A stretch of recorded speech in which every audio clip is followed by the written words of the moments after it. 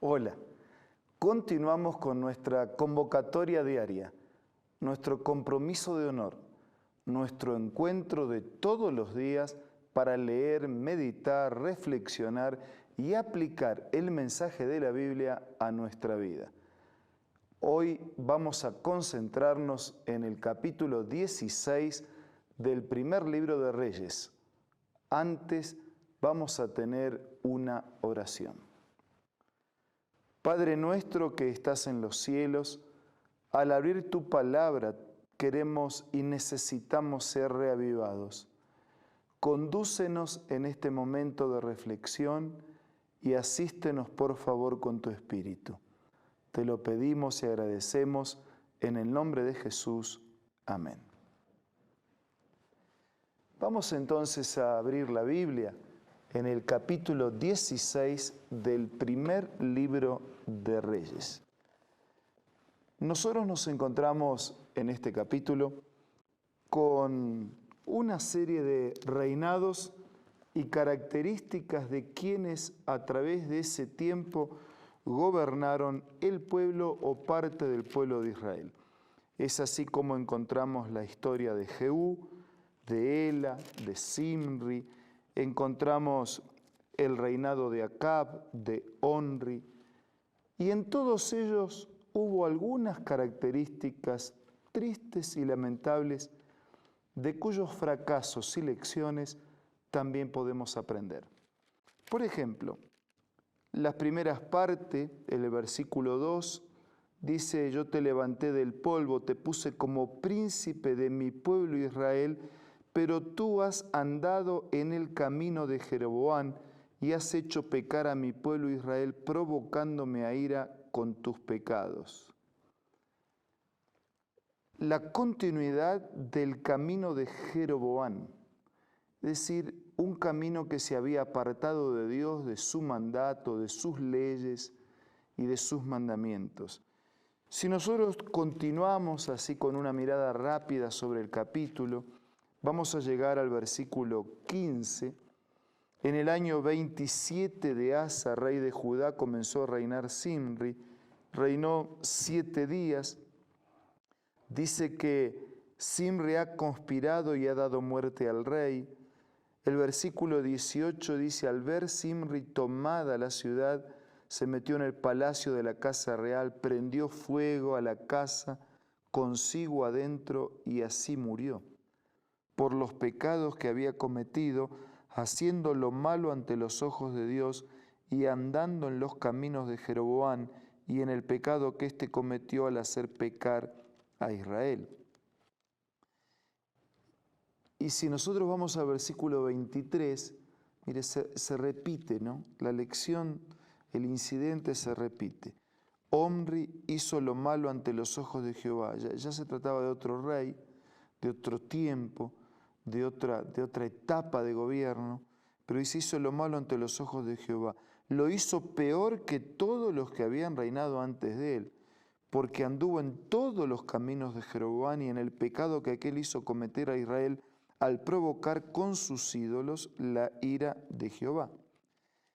Y si nosotros tomamos después la experiencia de Acab, que comienza el relato a partir del versículo 29, en el versículo 30 dice que reinó sobre Israel en Samaria 22 años, pero Acab, hijo de Omri, hizo lo malo ante los ojos de Jehová, más que todos los que reinaron antes de él, porque no le bastó andar en los pecados de Jeroboam, sino que además, o sea, miren ustedes cómo hay una repetición. Parece que este Jeroboam, la experiencia negativa de él, fue asimilada como ejemplo por su posteridad. ¿Cómo podemos resumir cuáles eran los caminos de Jeroboam? Eran caminos de idolatría, es decir, eran caminos donde Dios no estaba en el centro. Los ídolos eran colocados en lugar de Dios. Ídolos muertos, ídolos fabricados con las manos, ídolos prefabricados con el invento, con el ingenio del corazón humano y sus propias necesidades. el ídolo ocupaba el lugar del verdadero Dios para pedir, para depender, para adorar, para relacionarse, para vincularse. Pero estos reyes en decadencia seguían los caminos de Jeroboam, caminos de idolatría, caminos de hacer imágenes y de adorar imágenes, cuando en realidad los mandamientos son muy claros. Tanto el primer mandamiento como el segundo mandamiento nos desafían a no hacernos imágenes y tampoco adorarlas, porque al único que debemos y quien merece toda nuestra adoración es el mismo Dios. Si nosotros continuamos leyendo, versículo 33 dice, también hizo Acab una imagen para provocar así la ira de Dios, y él hizo peor y más que todos los reyes de Israel que reinaron antes. Una cosa equivocada nos lleva a la otra. Algo mal hecho nos lleva a algo que después es peor. Independizarse de Dios siempre trae consecuencias. Sacar a Dios del centro es colocarlo a Dios fuera de la escena. Colocar a Dios fuera de la escena abre para nosotros dificultades serias para el presente y para el futuro. Por eso este capítulo, en medio de una historia triste y de hechos lamentables, de violencia, de injusticia, de sufrimiento, de dolor, son algo así como un grito y un reto para que no cometamos los mismos errores que otros cometieron.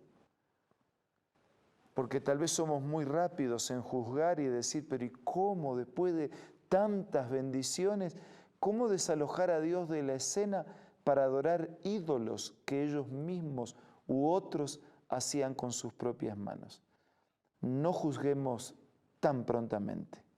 Tal vez nosotros hoy también estamos desalojando a Dios del centro de la escena y colocando en su lugar aquello que fabricamos con nuestros propios gustos, deseos, hábitos o acciones. Tal vez en el inicio de un nuevo día sea un buen momento para pedir perdón por haber desalojado a Dios del único lugar que le corresponde dignamente, que es el centro, que es el primer lugar. Y además de pedir perdón, tal vez sea un buen momento para recolocar nuestra vida en sus manos, para resintonizar una relación, para renovar un compromiso de entrega y de comunión con Él. Si el registro bíblico se escribiera nuevamente, ¿qué se diría de nosotros? ¿Que andamos en los caminos de Jeroboam, de idolatría, de desobediencia, o en el camino de Dios, de amor y de fidelidad? Ha llegado el momento en que en el silencio del programa cada uno de nosotros hable con Dios en la oración. Hable allí con Dios donde está. Dejemos los ídolos de lado y conectemos en directo nuestra mente y corazón con Dios. Después de un momento de silencio, yo voy a hacer una oración audible para cerrar nuestro programa.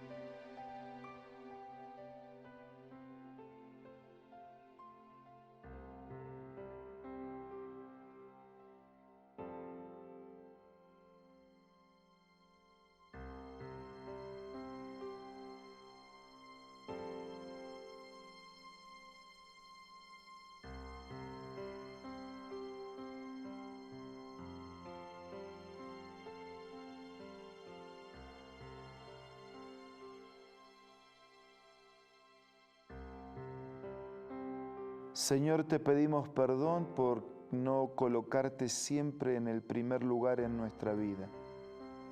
Y te pedimos fuerzas para reordenar nuestras prioridades, para aprender aún de los fracasos de la historia bíblica, aplicar a nuestra vida sus lecciones y ser hombres y mujeres que vivan fielmente en tus caminos. Bendice a todos nuestros amigos, suple sus necesidades. Te lo pido y agradezco en el nombre de Jesús. Amén.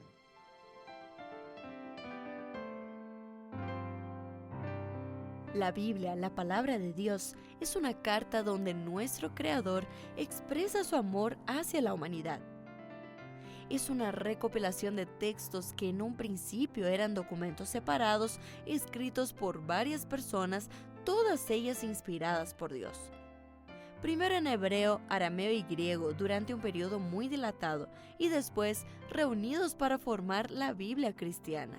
Está dividida en dos grandes secciones, el Antiguo Testamento con 39 libros y el Nuevo Testamento con 27. En la Biblia se desarrolla la historia de la salvación de Dios al hombre. En toda ella hay una línea conectora que une todo, Jesucristo. Es el personaje principal de la Biblia y el cual trae la revelación definitiva de Dios. Es considerada también el manual de nuestro fabricante. Es vital tener este ejemplar en casa y descubrir su valioso mensaje. Busca también en tu App Store o Play Store y encontrarás varias opciones. No olvides descargar también el aplicativo Reavivados por su palabra y sigue la secuencia de su lectura. La Biblia es la palabra de Dios. Amigos, fue hoy una nueva cita para ser reavivados por la palabra de Dios. Pero nuestra caminata continúa mañana. Los espero. Nos reencontramos para seguir siendo reavivados por su palabra.